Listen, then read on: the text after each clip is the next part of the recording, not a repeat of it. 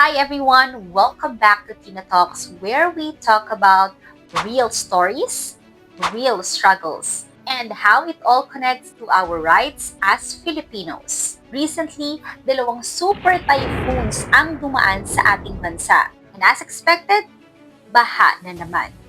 Some lost their homes and some lost everything they worked for. And yet, we keep hearing the same thing. Typhoon preparedness program, flood control projects, safe evacuation centers. Pero ang tanong, bakit parang paulit-ulit na lang? Today, we will talk about three things: flood and corruption, evacuation centers, and immediate help or lack of it. Let's start with the most obvious, baha. Every year, may mga flood control projects na ina-announce. You'll see billboards, budget allocations, or ribbon cuttings. Pero pag bumuhos ang ulan, ayun, lubog na naman ang mga bahay. And this is where people start asking, nasaan na yung pondo? Bakit parang walang pagbabago? Some experts and watchdogs have said it openly. Corruption in flood control projects is real. Yung dapat pang proteksyon sa tao, nagiging daan pa minsan para kumita ang ilan. And who suffers the most? The people living in low-lying areas, the workers, the families who can't afford to relocate. But this is also where our voice matters. Flood control isn't just infrastructure issue. It's a human rights issue because access to safe shelter and protection from disaster is a basic right. And when corruption takes that away, that is a violation of that right. Now let's talk about evacuation centers.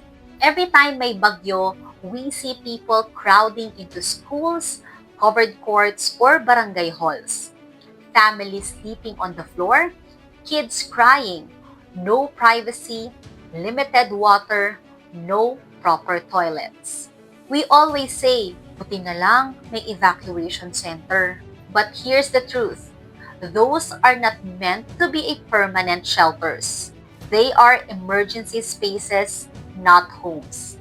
What we need are safe, well-equipped, and accessible evacuation centers. Places that can protect people's dignity, not just keep them dry. Because again, this connects to our human rights.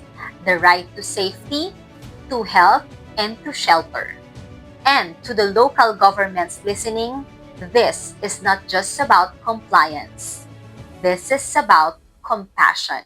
Whenever disaster strikes, you will see the best and worst of humanity. On one hand, Filipinos helping Filipinos, volunteers, donations, bayanihan. On the other hand, delayed response, politics in aid distribution, and the usual, kulang sa coordination. Immediate help shouldn't depend on connections and media coverage. It should be systematic, fair, and fast because every minute counts in saving lives.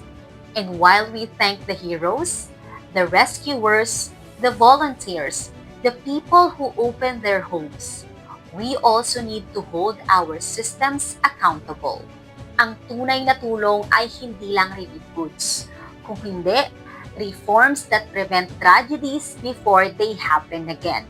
But here's the thing, baha will always be part of our geography. But corruption and unpreparedness don't have to be. We can stop the rain, but we can demand transparency. We can prevent storms, but we can build stronger communities. We cannot predict disasters, but we can protect human lives if we care enough to act before it's too late.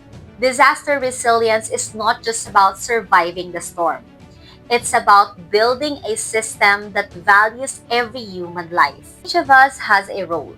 Stay informed, ask questions, volunteer or donate wisely. Support leaders who prioritize disaster readiness and not photo op. Because at the end of the day, this isn't just about floods. It's about how we value human life. This has been Tina Talks, produced by the Human Rights Development Organization. Thank you for spending time with me today. Don't forget to stay connected.